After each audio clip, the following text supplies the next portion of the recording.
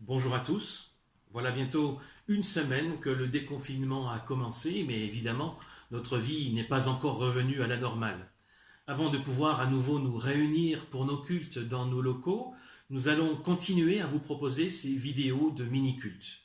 Ainsi, nous pouvons continuer, malgré les circonstances particulières, à nous sentir en communion les uns avec les autres et à l'écoute de la parole de Dieu.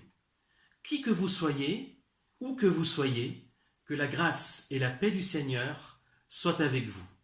Je vous invite à prier. Seigneur, nous te remercions pour cette occasion que tu nous donnes de nous arrêter, de faire silence et de nous mettre à ton écoute. Tu connais notre vie, tu connais notre cœur. Tu sais quels sont nos besoins, nos attentes, nos espoirs ou nos craintes. Alors visite-nous maintenant, là où nous nous trouvons, et rends-nous sensibles à ta voix pour entendre ce que tu veux nous dire. Amen. Avec le déconfinement qui a commencé, sans doute avez-vous eu l'occasion de sortir un peu plus, peut-être même d'aller dans la nature, vous promener, peut-être dans la forêt. J'en parle parce que la Bible utilise des métaphores et elle compare notre vie à certaines images pour nous faire comprendre des réalités spirituelles. L'une d'entre elles, courante, est justement celle de l'arbre. Notre vie est comparée à un arbre appelé à porter du fruit. C'est le cas par exemple au tout début du psaume 1.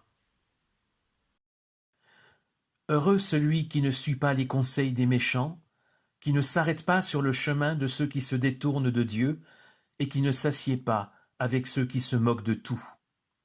Ce qu'il aime, au contraire, c'est l'enseignement du Seigneur. Il le médite jour et nuit. Il est comme un arbre planté près d'un cours d'eau, il produit ses fruits quand la saison est venue, et son feuillage ne perd jamais sa fraîcheur. Les racines, le tronc, les branches, le feuillage, les fruits, tout est important dans un arbre en bonne santé. Mais à quel arbre pourriez-vous comparer votre vie aujourd'hui? J'aimerais vous inviter à prendre quelques instants pour y réfléchir. Vous allez voir s'afficher sur votre écran quelques photos d'arbres. Mettez la vidéo en pause. Regardez ces arbres. Faites silence. Examinez votre cœur. Et demandez-vous lequel de ces arbres ressemble le plus à votre vie aujourd'hui. Et quelle prière est-ce que cela suscite en vous? Prenez le temps qu'il vous faudra, ouvrez votre cœur à Dieu, ensuite vous pourrez redémarrer la vidéo et je poursuivrai avec une courte prière.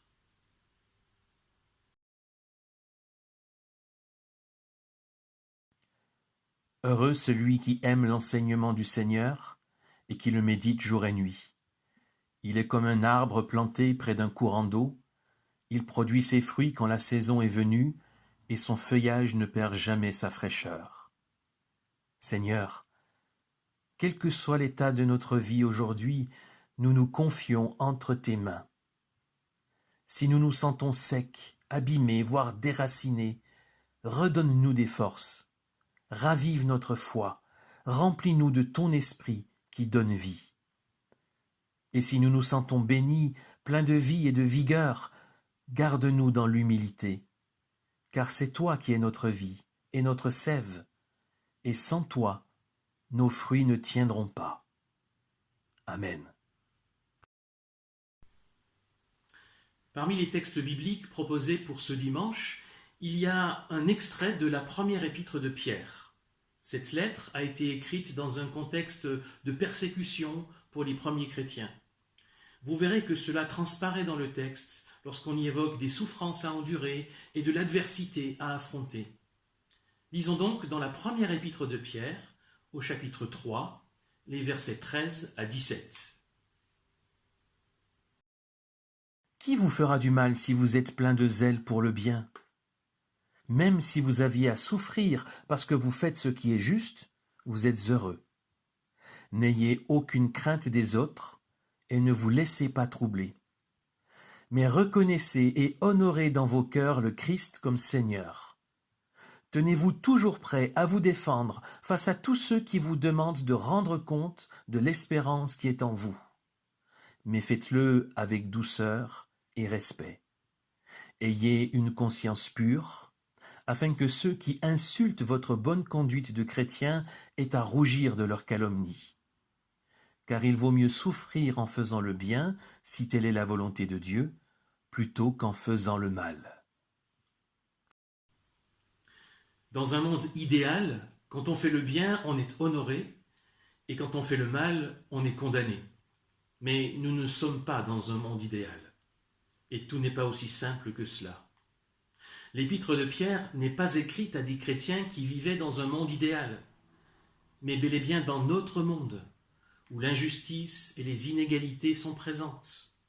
Un monde où, aujourd'hui encore, certains croyants rencontrent de l'opposition, de l'adversité, simplement à cause de leur foi. Et pourtant, même face à la persécution, pour le chrétien demeure l'impératif d'avoir une conduite sans reproche, et aussi celui d'être témoin de son espérance. Même dans la tempête, l'arbre que nous sommes est appelé à rester debout et même à porter du fruit. Mais comment faire ?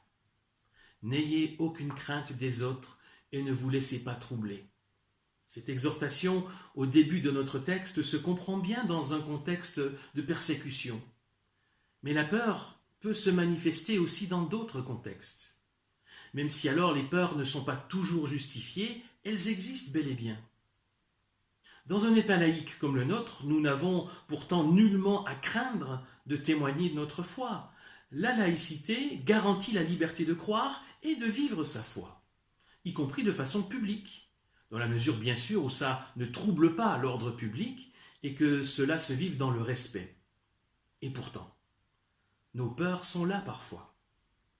Des peurs qui peuvent traduire notre timidité, notre manque de confiance, notre crainte d'être incompris, voire moqué. Et d'une certaine façon, l'épître de Pierre nous dit « Soyez qui vous êtes. Assumez votre foi, assumez vos convictions, votre espérance. N'ayez pas peur. » Et pour vaincre cette peur, Pierre nous invite à revenir à notre cœur. Il dit « Reconnaissez et honorez dans vos cœurs le Christ comme Seigneur. » Ou plus littéralement, « Sanctifiez dans votre cœur Christ le Seigneur. » Tout commence là, dans l'intime et le personnel, mais pas pour y rester confiné évidemment. On pourrait prolonger la métaphore de l'arbre et dire que le cœur, ce sont les racines de l'arbre.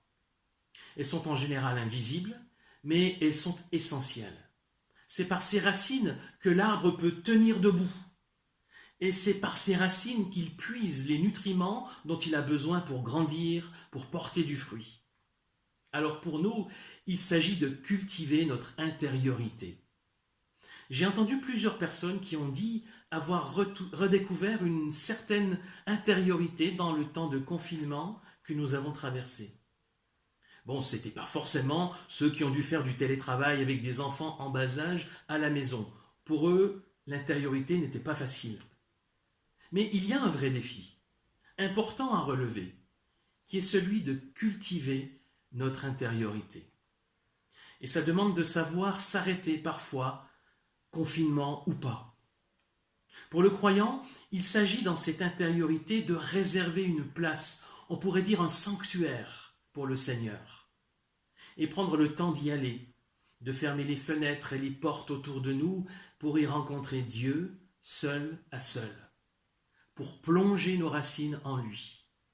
Et c'est alors que nous y puiserons la sève qui nous vivifiera, le courage et la force dont nous avons besoin pour affronter nos peurs. Si les racines sont solidement ancrées dans le sol, si nous nous nourrissons dans notre intériorité, de notre intimité avec Dieu, alors l'arbre de notre vie sera solide. Il sortira de terre, et aux yeux de tous, il portera son feuillage, ses fleurs ou ses fruits. Et comme ça sera aux yeux de tous, probablement que ça va susciter des réactions. Alors Pierre dit, tenez-vous toujours prêts à vous défendre face à tous ceux qui vous demandent de rendre compte de l'espérance qui est en vous. La façon dont l'épître exprime cela traduit évidemment le contexte d'hostilité. Il s'agit de se défendre. Mais dans tout contexte, il s'agit d'abord, pour le croyant, de répondre aux interrogations, parfois curieuses, parfois hostiles, des interrogations que suscite une vie remplie par le Seigneur. Je trouve d'ailleurs intéressant que ce soit le mot espérance qui soit utilisé ici. Pierre aurait pu parler simplement de la foi, tenez-vous prêt à rendre compte de ce que vous croyez. Mais il parle plutôt de l'espérance. Parce que ce qui fait fondamentalement la particularité de la foi chrétienne, c'est son espérance, basée sur l'événement de la résurrection du Christ. Et dans le contexte qui est le nôtre, où prédomine quand même le pessimisme, la crainte, presque parfois un sentiment de fin du monde, c'est bien d'une espérance que nous devons être porteurs. Il faut que notre espérance soit notre réponse à la morosité ambiante, aux inquiétudes, aux colères, aux suspicions, parfois jusqu'au complotisme, au cynisme qui nous entoure. Et cette espérance doit s'incarner dans notre vie quotidienne. Une dernière précision s'impose au verset 16, lorsque Pierre dit « Faites-le avec douceur et respect ». Et c'est vrai dans tous les contextes. Dans l'adversité, pour ne pas répondre à l'agression par l'agressivité, mais aussi dans un contexte plus paisible, pour que le témoignage, notre témoignage, ne soit pas offensif ou intrusif. Une foi qui s'impose n'est plus vraiment la foi, c'est une idéologie. La foi et l'espérance chrétienne demandent une libre adhésion qu'on ne peut jamais contraindre. L'évangile, c'est un appel. Et la foi, c'est la réponse à cet appel. Nous ne pouvons pas en parler autrement qu'avec douceur et respect. Le royaume de Dieu ne s'établit pas par la force, mais par l'amour. Le Fils de Dieu n'est pas venu sur terre en général de guerre, avec une armée d'anges. Il est venu humblement en serviteur, jusqu'à mourir seul sur une croix. La douceur et le respect dans notre témoignage doivent être un écho de la personne de Jésus-Christ, qui disait de lui-même qu'il est doux et humble de cœur. C'est bien lui notre espérance, et c'est de lui dont nous voulons témoigner.